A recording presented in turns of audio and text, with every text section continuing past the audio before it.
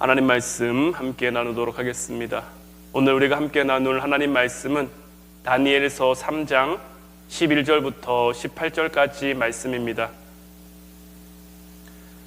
다니엘서 3장 11절부터 18절까지 말씀 제가 여러분들에게 봉독해 드리도록 하겠습니다. 누구든지 엎드려 절하지 아니하는 자는 맹렬히 타는 풀무불 가운데에 던져 넣음을 당하리라 하지 아니하셨나이까? 이제 몇 유다 사람 사드락과 메삭과 아벳느고는 왕이 세워 바벨론 지방을 다스리게 하신 자이거늘 왕이여 이 사람들이 왕을 높이지 아니하며 왕의 신들을 섬기지 아니하며 왕이 세우신 금신상에게 절하지 아니하나이다. 느부갓네살 왕이 노하고 분하여 사드락과 메삭과 아벳느고를 끌어오라 말하매 드디어 그 사람들을 왕의 앞으로 끌어온지라. 느부갓네살이 그들에게 물어 이르되 사드락 메삭 아벳느고야 너희가 내 신을 섬기지 아니하며 내가 세운 금신상에게 절하지 아니한다 하니 사실이냐? 이제라도 너희가 준비하였다가 나팔과 피리와 수금과 사면금과 양금과 생황과 및 모든 악기 소리를 들을 때 내가 만든 신상 앞에 엎드려 절하면 좋거니와 너희가 만일 절하지 아니하면 즉시 너희를 맹렬히 타는 풀무불 가운데에 던져 넣을 것이니 능히 너희를 내 손에서 건져내시니 누구이겠느냐 하니 사드락과 메삭과 아벳느고가 왕에게 대답하여 이르되 느부갓네살이여 우리가 이 일에 대하여 왕에게 대답할 필요가 없나이다. 왕이여 우리가 섬기는 하나님이 계시다면 우리를 맹렬히 타는 풀무불 가운데에서 능히 건져내시겠고 왕의 손에서도 건져내시리이다. 그렇게 하지 아니하실지라도 왕이여 우리가 왕의 신들을 섬기지도 아니하고 왕이 세우신 금신상에게 절하지도 아니할 줄을 아옵소서. 아멘. 우리가 어제 시간을 통해서 느부갓네살 왕이 왜 금신상을 세웠는지에 대한 말씀을 함께 나누었습니다.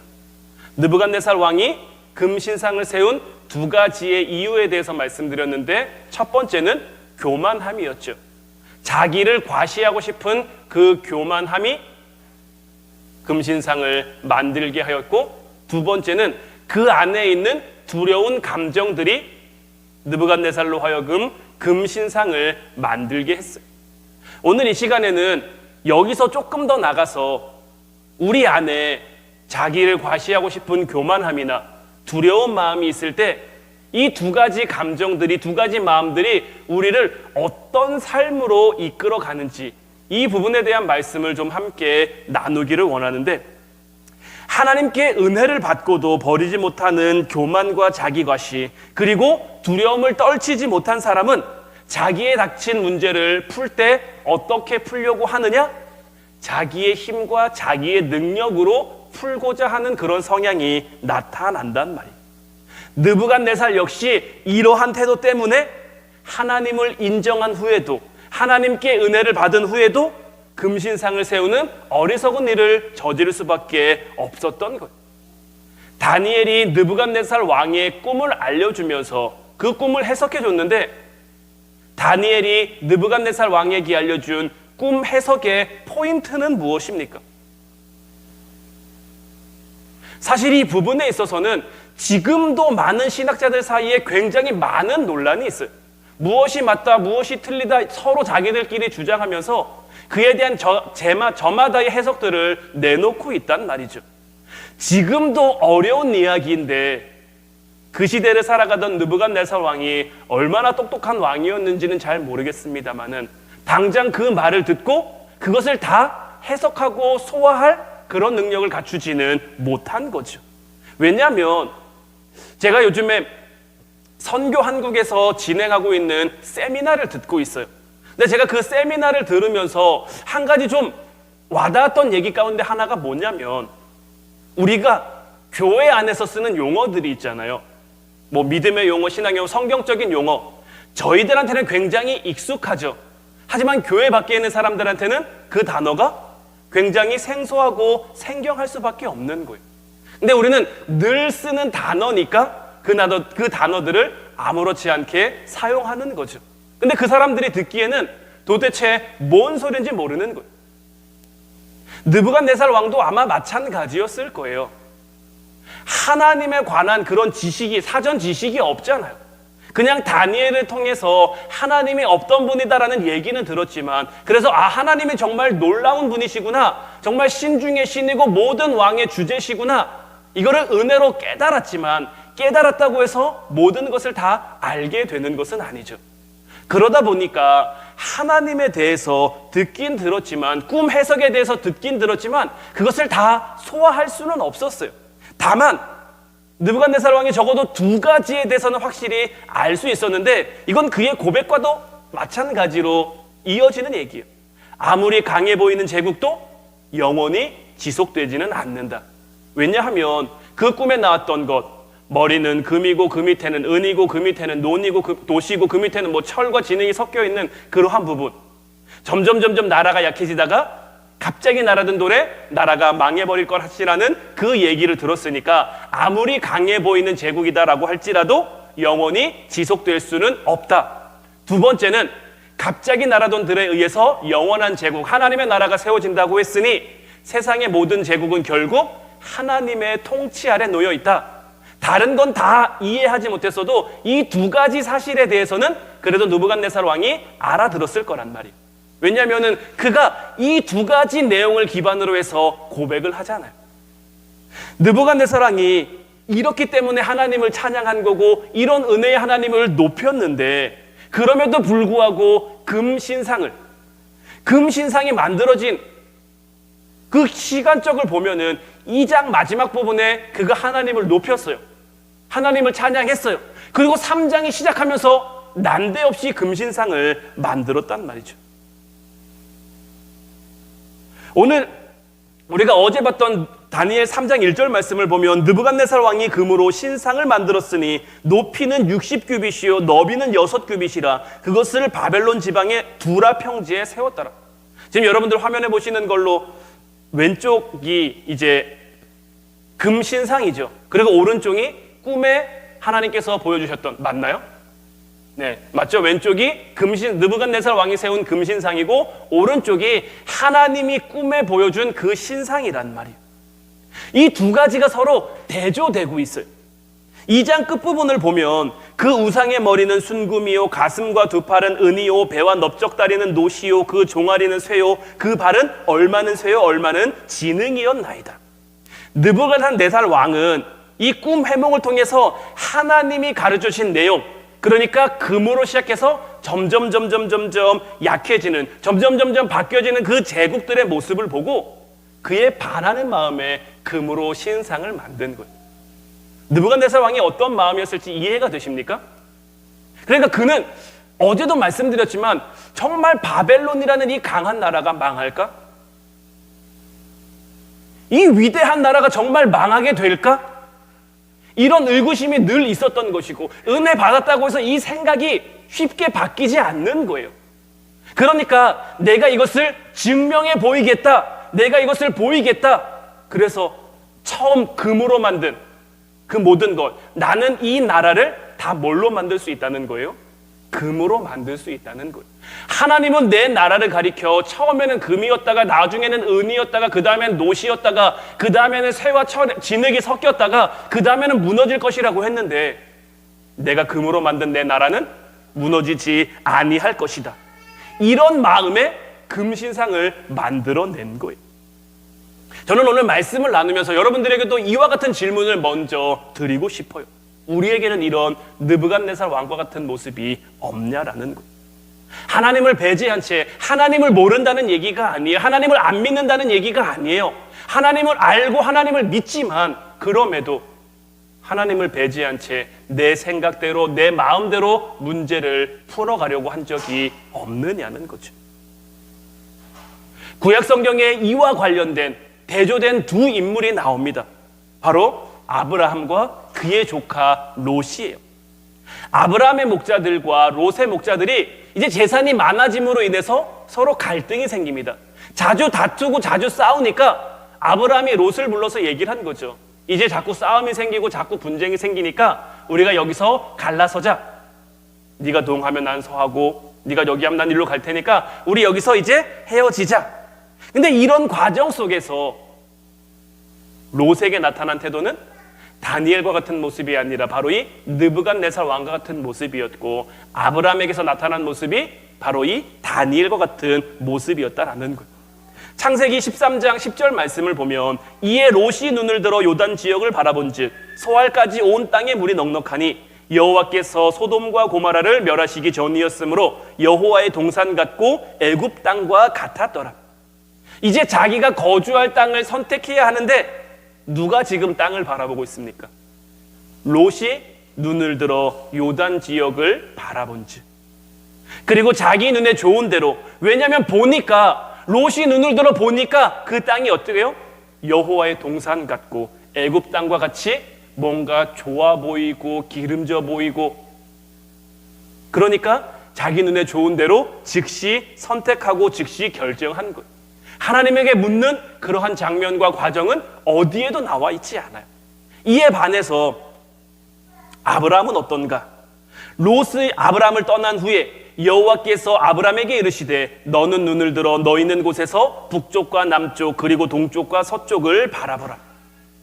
롯과 아브라함 사이에 어떤 차이가 있는지 여러분들 보이십니까?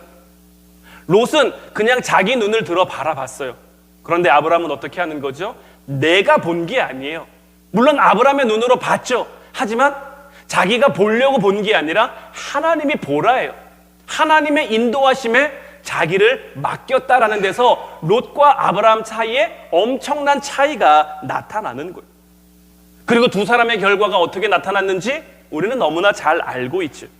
자기 힘으로 자기 눈에 좋은 대로 문제를 풀어나가고자 했던 롯은 그 가문의 안타까움과 슬픔과 비극을 맞이할 수밖에 없었고, 또 결과적으로 소돔은 망해버린 땅이 되어버렸고, 하나님의 인도하심을 받았던 아브라함은 하나님의 약속대로 믿음의 조상, 여러 민족의 아버지가 될 수 있었다라는 것을 우리는 너무나 잘 알고 있잖아요.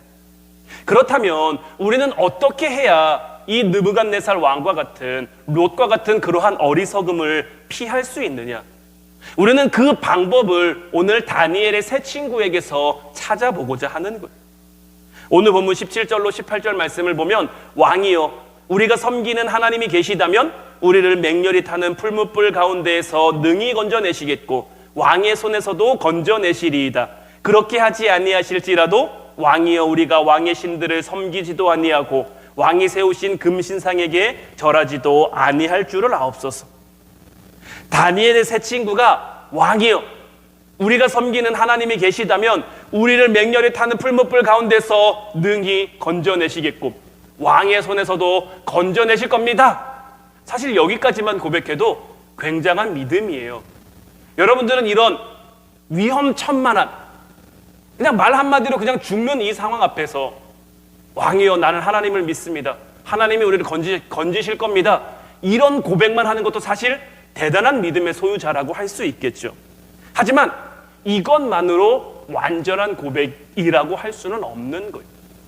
그 이유에 대해서는 이제 차차 설명을 해드릴 거고, 제가 여기서 한 걸음 더 나가서 말씀드리고 싶은 것은, 제가 노란색으로도 이렇게 강조해서 해놨지만, 그렇게 하지 아니하실지라도 느부갓네살 왕의 어리석음을 피할 수 있는 가장 좋은 방법이 뭐냐? 바로 이 그렇게 하지 아니하실지라도에 있는 거예요. 이 고백이 왜 이렇게 중요하냐면, 이 선포 속에는 혹 내가 원하는 대로, 내가 바라는 대로 상황이 흘러가지 않을 수도 있다는 것을 인정하는 그러한 태도가 담겨 있는 거예요. 다시 말하면 하나님께 내 삶의 모든 것을 내어드리며 하나님께 내 삶의 모든 것을 맡기는 하나님의 주권을 인정하는 모습이 이 안에 담겨 있기 때문인 거예요. 우리가 드리는 기도 가운데 가장 치명적인 결함이 있을 수 있다면 바로 이러한 부분일 수 있는 거예요. 우리는 때론 답을 정해놓고 기도할 때가 많은 거예요. 예를 들어서 지금 제가 이렇게 생수 한 병을 가지고 있는데, 여러분들이 이 생수 한 병을 위해서 기도했다고 생각을 해보세요. 하나님 나에게 이 생수를 주셔야 됩니다. 하나님 나에게 이 생수를 주셔야 됩니다. 그럼 여러분들의 기도 응답은 어떻게 돼야 이루어졌다고 생각하는 거예요? 이 생수가 주어져야 이루어졌다라고 생각을 한 거예요. 근데 사실 우리가 이 생수를 하나님 앞에 구했으면 왜 생수를 구했을까요? 여기 안에 담겨있는 물을 통해서 뭐 마시든지 뭐 음식에 쓰든지 하여튼 이 안에 들어있는 물을 쓰기 위해서 한 거예요. 하나님이 우리에게 물을 주실 수 있는 방법은 다양한 방법이 있잖아요. 근데 우리가 이 생수에만 사로잡혀 있으면, 생수를 안 주시면 다른 방법으로 주셔도 눈에 들어오지 않는 거예요. 생수를 들어줄 때까지, 생수를 주실 때까지 계속 기도하는 거예요. 작정해서 기도하고 금식하면서 기도하고. 그러니까 결국 뭐예요? 이런 말 들어본 적 있으시죠? 답정너라고. 답은 정해져 있고 너는 대답만 하면 된다고. 하나님이 응답하실 내용을 이미 다 정해놓고 하나님은 요대로만 해주시면 됩니다. 하나님 이렇게 안 해주시면 하나님 절대 안 됩니다. 이러한 모습이 우리에게 있을 수 있다라는 것입니다. 하지만 하나님은 우리 기도에 응답만 해주시는 그런 들러리가 아니라는 것을 우리가 알아야죠. 여러분들이 이 말을 어떻게 생각하십니까? 기도하면 바뀐다. 기도하면 바뀐다. 맞는 말일까요? 틀린 말일까요? 기도하면 바뀔까요? 안 바뀔까요? 기도하면 뭐가 바뀔까요? 기도하면 많은 것이 바뀔 수 있지만 사실 이 기도하면 바뀐다라는 말은 굉장한 믿음의 고백이면서 또 한편으로는 조금 위험할 수도 있는 그러한 고백인 거예요. 왜냐하면 기도하면 바뀐다라는 이 내용 안에는 하나님의 주권이 배제될 수도 있기 때문인 거예요. 물론 이 기도하면 바뀐다는 믿음의 고백이면 맞아요. 기도해도 소용없다 해서 이런 믿음 없는 태도에서 기도하면 바뀐다라는 어떻게 보면 믿음의 태도로 한 단계 성장한 거예요. 이거는 틀림없는 거예요. 기도하면 바뀌어요. 바뀔 수 있어요. 다만 여기서 우리가 한 단계 더 나아가고 싶은 거예요. 기도하면 어떻게 바뀌는 거예요? 하나님의 뜻으로 바뀌는 거예요. 내 생각대로 바뀌는 게 아니라 내 마음대로 바뀌는 게 아니라 하나님의 뜻대로 바뀐다. 물론 아까 말씀드린 것처럼 다니엘의 세 친구가 고백했잖아요. 하나님이 능히 우리를 왕의 손에서 건져내 주실 것이고 풀무불 가운데서 건져내 주실 겁니다. 기도하면 바뀐다, 이것과 똑같은 거예요. 하지만 여기서 한 걸음 더 나가서 우리의 고백이 완성되어지고 우리의 믿음이 완성되어지려면 그렇게 하지 아니하실지라도 하나님의 뜻이 어디 있는지 우리는 알 수 없지만 내가 바라는 것은 요겁니다. 하나님이 나를 구해주시는 것이고 하나님이 나를 건져주시는 것이고 하나님이 나를 살려주시는 것이 내가 바라는 겁니다. 다만 하나님이 그렇게 하지 않아도 나를 통해 하나님의 뜻이 이루어진다면 그것으로 나는 괜찮습니다. 그것으로 나는 감사합니다. 이 고백으로 우리가 성장할 수 있어야 한다라는 거예요.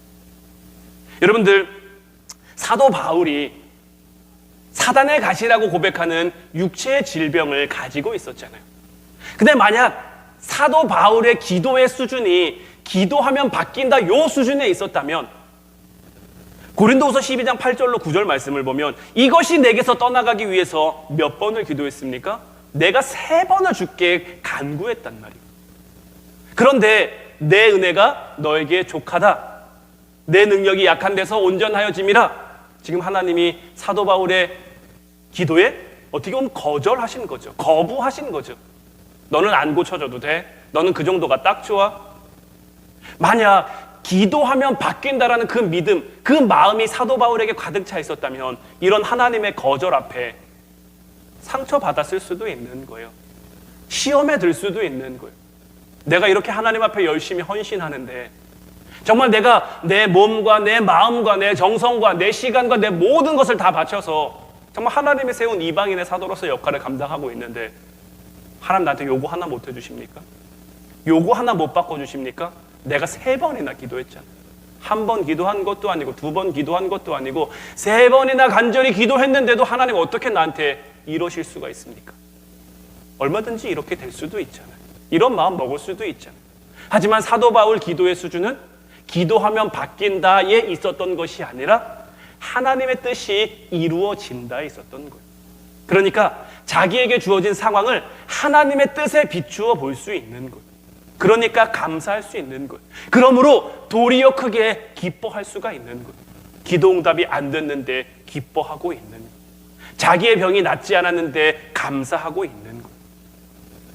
나는 약하지만, 나는 부족하지만 그리스도의 능력이 내게 머물고 있기 때문인 거죠. 우리가 하나님의 은혜를 받고도 느부갓네살 왕처럼 미숙한 자리에 빠지지 않기 위해서는 바로 이러한 것들을 반드시 기억하며 살아가야 하는 거예요. 믿음으로 우리가 삶을 채우자고 이번 기도회를 진행하고 하고 있는 거잖아요. 정말 믿음으로 우리의 삶이 채워지려면 그 믿음은 어디서부터 출발해야 되는 걸까요? 어떤 믿음이 우리의 삶에 채워져야 되는 걸까요? 내 생각대로 이루어지는 믿음? 내 마음대로 되는 믿음? 하나님이 우리에게 바라시는 믿음은 이런 믿음이 아니다라는 거예요. 지난 시간을 통해서도 말씀드렸지만 우리는 피조물이죠. 우리는 절대 창조주가 될 수 없어요.